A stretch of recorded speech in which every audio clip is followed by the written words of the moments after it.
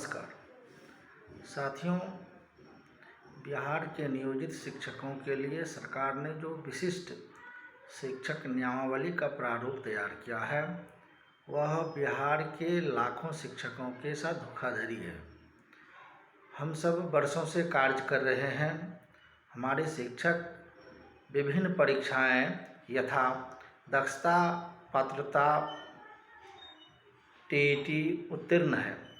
बावजूद सरकार ने सूबे के लाखों शिक्षकों को राज्यकर्मी में समायोजन के बदले पुनः परीक्षा आयोजन कर विशिष्ट शिक्षक नाम देकर जो उन्होंने प्रारूप नियमावली का तैयार किया है, हम उसका घोर निंदा करते हैं।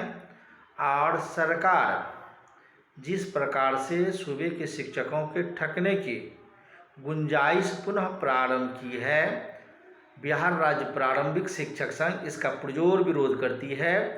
और सरकार को हम बताना चाहते हैं कि वह बिहार के शिक्षकों को जिस प्रकार से गुमराह कर रही है, शिक्षक गुमराह होने वाले नहीं है, वह राज्यकर्मी में सीधे कैसे समायोजन हो इसके लिए कृत संकल्पित हैं।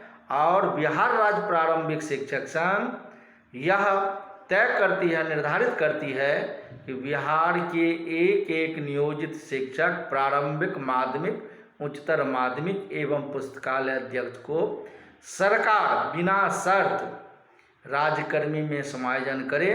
साथ ही इस प्रारूप नियमावली में जो बिहार के शिक्षकों की विभिन्न सुविधाओं की भी हकमारी का प्रावधान निर्धारित है।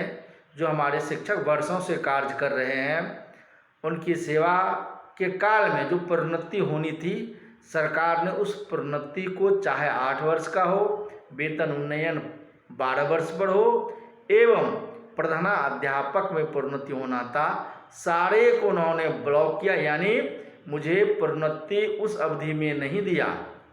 और वर्तमान प्रारूप में उन्होंने जो वर्णित किया है कि जब हम विशिष्ट शिक्षक बनेंगे परीक्षा देकर, तब मुझे 8 वर्ष पर फिर हमारी सेवा की गणना, फिर मुझे रिक्ति के आधार पर 8 वर्ष का मौका मिलेगा अपने प्रोन्नति हेतु।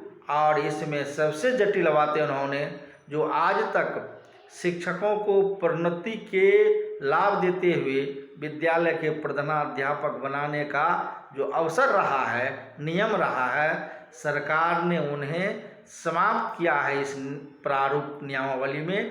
इसलिए यह जो नियमावली है जो सरकार ने शिक्षा विभाग के साइट पर डाली गई है और उन्होंने आपत्ति जताई है, तो मैं मानता हूँ कि इस नियमावली में आज तक शिक्षकों ने जो अपनी हक की लड़ाई लड़ी और सरकार स्तर पर, शिक्षा विभाग स्तर पर और माननीय मुख्यमंत्री ने खुद ही जिस तरह शिक्षकों की समस्याओं को हल करने की बात कही, वह बिल्कुल निराधार निकला। और वह मैं तो कहता हूँ कि यह नियमावली शिक्षकों को ठगने के साथ एक बड़ी षड्यंत्र है। बिहार की राजनीतिक में भी इस नियमावली के तहत अगर नियोजित शिक्षकों को जो विशिष्ट शिक्षक बनाए जाएंगे वाले प्रावधान को सरकार रखती है, तो राजनीतिक तौर पर बिहार सरकार को इसका खामियाजा भुगतना पड़ेगा। इसलिए बिहार सरकार और ख़ास करके माननीय मुख्यमंत्री और डिप्टी सीएम से हम कहना चाहेंगे कि आपने जो वादे किया, आपने जो शिक्षकों को यह उम्मीद दिखाई कि हम आपकी समस्याओं का समाधान करेंगे, आपको हम सारी सुविधाएं देंगे, राज्यकर्मी में समायोजन करेंगे, फिर यह प्रारूप नियमावली जो शिक्षा विभाग ने निकाली है, यह निश्चित तौर पर आपके कहे गए विपरीत परिस्थिति में दिख रहा है।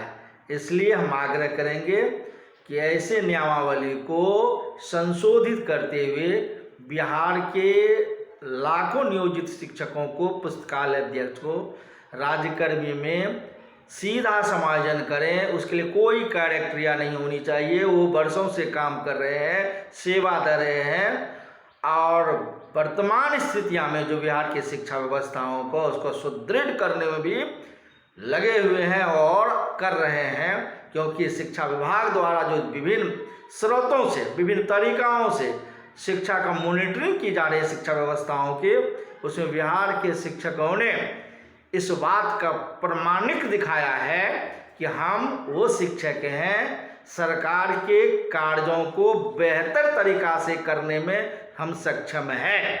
यह शिक्षा विभाग इस बात को बताती है और कहती है। इसलिए हम कहना चाहेंगे संक्षिप्त शब्दों में कि बिहार के शिक्षकों को आग में जलने के लिए नहीं छोड़ें। अगर बिहार के शिक्षक जलेंगे तो बिहार सरकार को भी उसमें दफन होना पड़ेगा।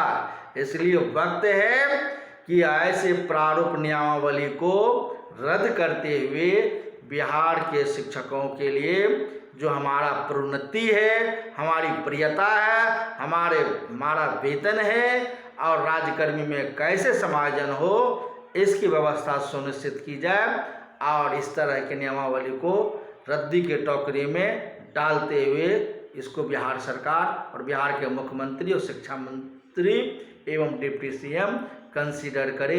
यह बिहार के लाखों शिक्षकों की आवाज़ है और शिक्षक एकजुट होकर, अगर सरकार इस नीतियां में सुधार नहीं लाती है शिक्षा विभाग के प्रारूप नियमावली को, तो बिहार के शिक्षक एकजुट है।